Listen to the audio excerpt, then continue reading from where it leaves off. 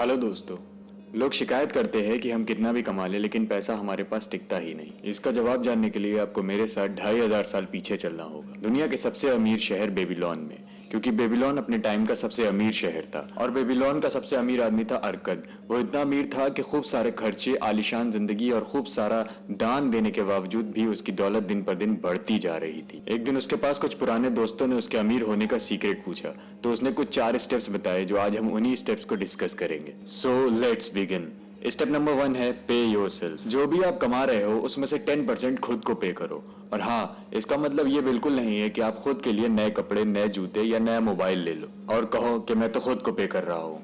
खुद को पे करने का मतलब है अपनी कमाई का 10% अपनी सेविंग्स में डालो। कई लोग कहते हैं कि ये बहुत मुश्किल है, इतना तो बचता ही नहीं, जबकि ऐसा नहीं है। ज्यादातर लोग पार्किंसंस लॉ का शिकार है, जो कहता है कि हमें हमारी कमाई के हिसाब से हमारे एक्सपेंसेस मैच हो जाते हैं। जब कोई इंसान 10,000 रुपए कमाता है तो उसके एक्सपेंसेस उस हिसाब से मैच हो जाते हैं, लेकिन जब वो 20,000 कमाने लग जाता है तो उसके लिए वो भी कम पड़ जाते हैं। ये है पार्किंसंस लॉ। अगर आप 10% सेव नहीं कर सकते हो तो एक सिचुएशन इमेजिन करो। आप एक जॉब करते हो और आपकी सैलरी 20,000 रुपए है। एक दिन आपका बॉस आपसे कहता है कि बिजनेस अच्छा नहीं चल रहा है, मैं तुम्हें 20,000 नहीं दे पाऊंगा, इस महीने से मैं तुम्हें सिर्फ 18,000 ही दे सकता हूँ।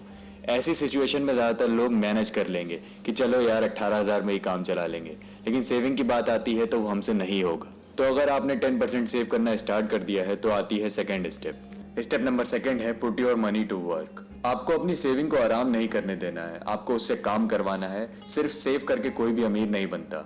आपको अपनी सेविंग से मेहनत करवानी होगी, यानी उसे इन्वेस्ट करना होगा। रिच डैड पुअर डैड में ऑथर रॉबर्ट कियोसाकी कहते हैं कि अमीर पैसों के लिए काम नहीं करते, बल्कि पैसा अमीरों के लिए काम करता है, यानी कि उनका पैसा उन्हें और पैसा कमा कर देता है। तो आपको अपना पैसा इन्वेस्ट करना होगा ताकि वो पैसा आपको और पैसा कमा कर दे, और इस इन्वेस्टमेंट से जो प्रॉफिट मिलेगा उसे भी आपको नए इन्वेस्टमेंट में डालना होगा। ऐसा करने से कुछ सालों बाद आपके बहुत सारे इन्वेस्टमेंट होंगे और आपको सब तरफ से पैसा आ रहा होगा। अब इन्वेस्टमेंट कहां से करना है ये आपको किसी यूट्यूब वीडियो को देखकर डिसाइड मत करो, बल्कि किसी एक्सपर्ट से पूछो। स्टेप नंबर 3 है don't go for high profits, high risk investment. High profit के लालच में बहुत ज्यादा रिस्की इन्वेस्टमेंट मत करो। High risk and high profit के पीछे मत भागो। जैसे जिम में ज्यादा जल्दी बॉडी बनाने के चक्कर में ज्यादा हैवी वेट्स उठाओगे तो उससे आपकी मसल्स डैमेज हो जाएंगी। सिमिलरली हाई प्रॉफिट्स के पीछे भागोगे तो आपका इन्वेस्टमेंट पोर्टफोलियो डैमेज हो सकता है और आप फाइनेंशियल परेशानी में पड़ सकते हो। और इसलिए हाई रिस्क हाई प्रॉफिट वाले इन्वेस्टमेंट को अवॉइड करो।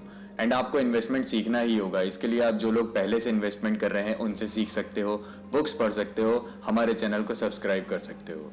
स्टेप नंबर 4 है create multiple source of income. Income के कई सोर्सेज बनाओ। आपको कभी भी सिंगल इनकम पर डिपेंड नहीं होना चाहिए। सिंगल इनकम पर डिपेंड होना बहुत रिस्की है और आपको सारा पैसा एक ही जगह इन्वेस्ट नहीं करना चाहिए, जो भी बहुत रिस्की है।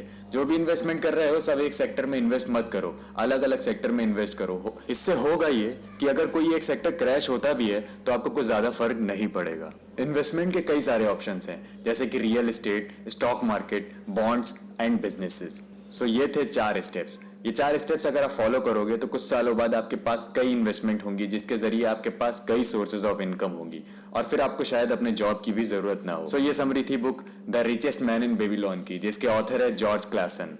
वीडियो अच्छा लगा हो तो लाइक करें, चैनल को सब्सक्राइब करें। Thank you.